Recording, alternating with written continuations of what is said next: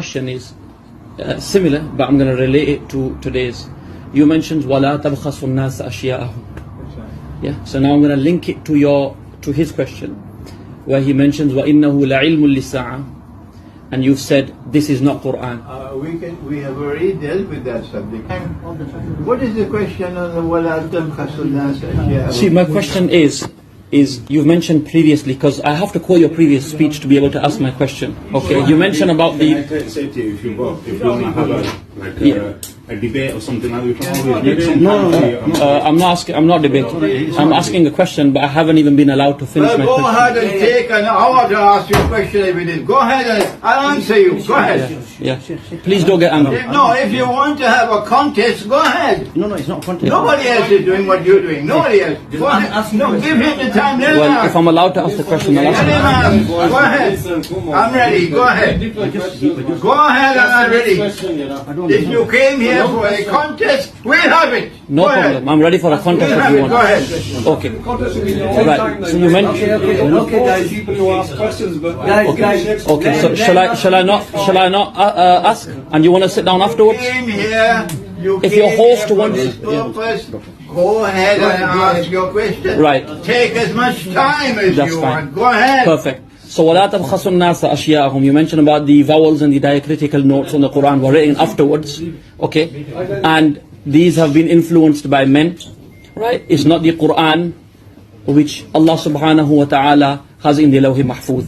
My question here is, you've mentioned, can we now trust anything you quote from the Holy Quran? For example, please, if someone came and said the diacritical notes on this that you quoted are not correct. Stop. Brother, you've asked your question. Yes, sir. Be quiet now.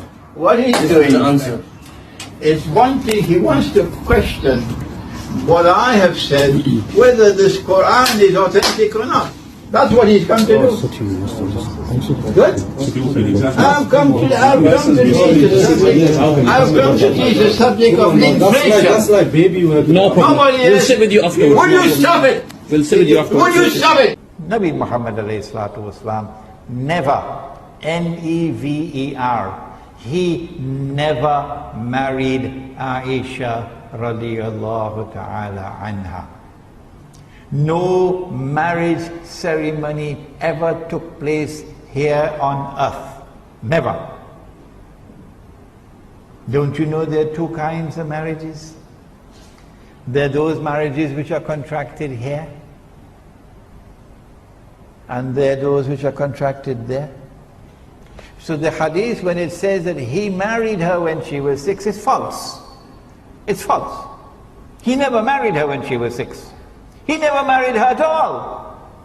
If you believe that the Prophet ﷺ made a proposal of marriage to Abu Bakr Siddiq radiallahu ta'ala, and he had the choice to accept or to reject, and then they had a nikah, a ceremony, I suggest you should buy a one-way ticket to the moon.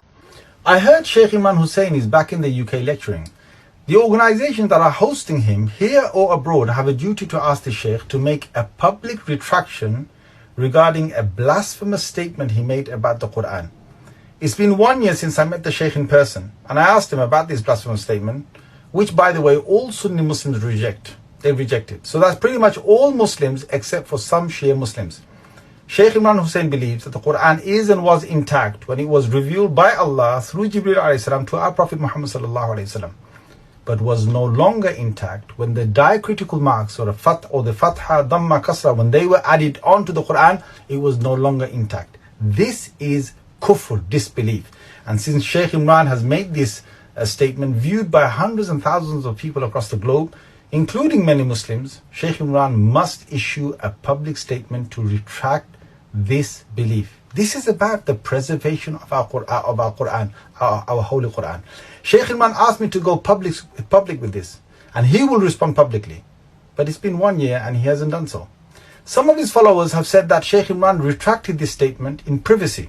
But that's not good enough for a scholar to make such a major error of disbelief, which is being watched by hundreds and thousands of Muslims, some of whom are still defending him on this belief. And by the way, if there's any Muslim out there defending him on this belief, then you've also committed kufr and left the fold of Islam. This is by consensus of the entire Sunni Muslim world of about 1.5 billion Muslims, which is, if you believe any part of our current Quran has been tampered with, you're no longer Muslim. It's the end of debate. Now, of course, if Shaykh Imran HOSEIN is a hidden Shia Muslim, then we understand why he made such a claim. Because some, and I say some Shia Muslims, believe that the current Quran is not intact. Is that also why Shaykh Imran HOSEIN made another blasphemous statement? And he claimed that our Prophet ﷺ, he never actually married Aisha radiallahu anha. Can you imagine he made that statement?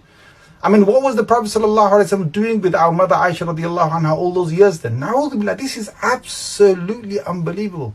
Again, some Shia Muslims don't have good things to say about our mother Aisha radiallahu anha. Is that why also, Shaykh Imran HOSEIN has criticized many Sunni Muslim countries, but has never criticized or said anything about Iran and its allies? He supported Bashar Assad during the Arab Spring. He told his followers to join Russia when he goes to war, something which his schoolboys haven't yet done.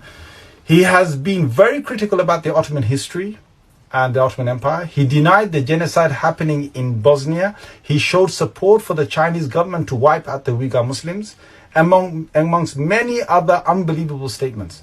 But not a single criticism about Iran in all of these decades. Have you even noticed that his surname is spelled Hosein, just like the Shia spell it? Not that he hasn't been to Iran, no. He even had one of his nikahs performed in Iran.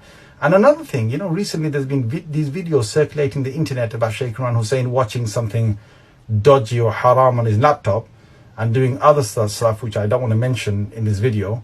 When quizzed about this, the Shaykh never denied it, but he simply told people to delete it because it's his private life.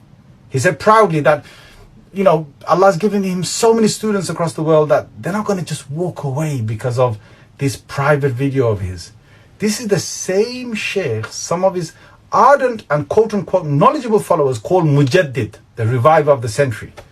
All I can say to all of his schoolboys is to wake up and go to real scholars to learn the deen. Imam Muslim rahimahullah has quoted the statement of Ibn Sirin rahimahullah in the beginning of Sahih Muslim that this knowledge is religion. So be careful who you take this knowledge, your knowledge from.